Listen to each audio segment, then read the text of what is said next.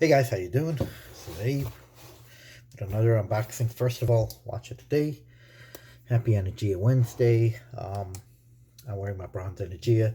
I changed all my watches to silicone if I have silicone or rubber as we're going into the summer months. And it feels very summery. Oh, I need a haircut.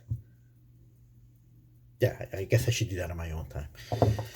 We're going to do an unboxing. I'm very excited about this watch, and you guys will see why.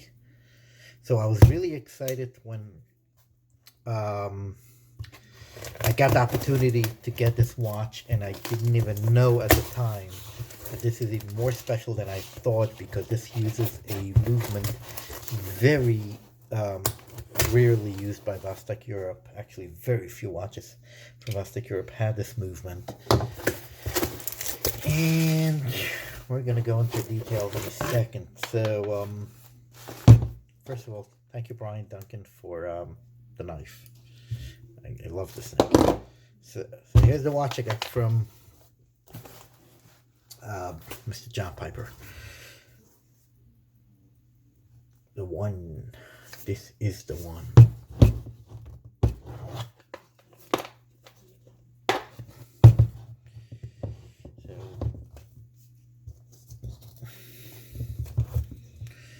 This is a brand new watch.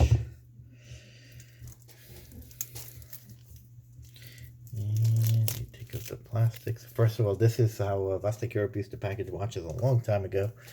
I don't know if that's their original packaging, but here's the watch. So as you guys can see, this is a Anchar.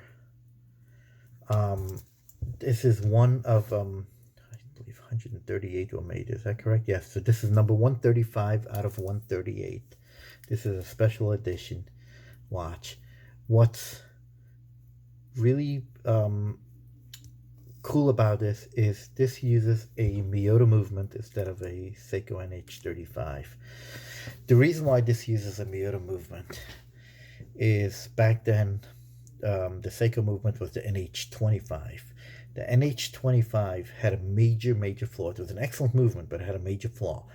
The watch was not hand windable. So the only way to wind it was to shake the watch. And the problem was that if you let the watch sit and completely run out of juice, you had to shake the hell out of it to get it to run again, and people didn't like that.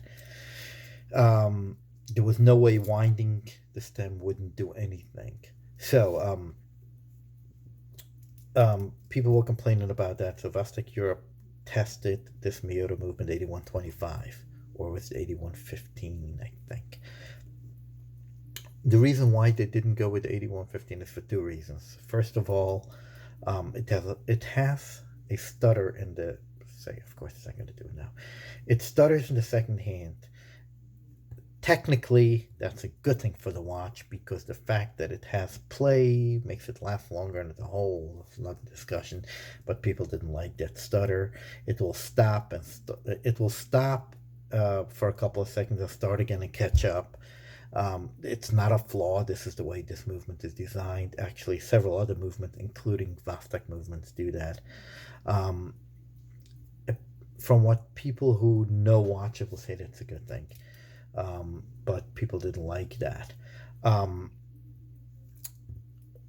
The main reason why they went is the NH35 came out, which was exactly like the NH25, but it did have hand winding, and when the NH35, that was a clear winner for Vostok-Europe. So this has the Miyota movement. And the funny thing is, working with the watches, I never knew till today that Vostok ever used a movement other than the NH25 and the NH35.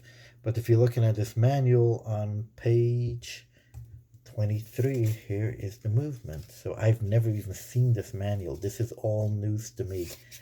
So watches with the 8025 movement by Miyota. So this is really special to me. Besides that, it's a watch that only 138 were ever built. This is a movement that is almost, you will not find in a Vostok-Europe. So I'm really happy. Thank you, Mr. Piper, for hooking me up with this beautiful watch.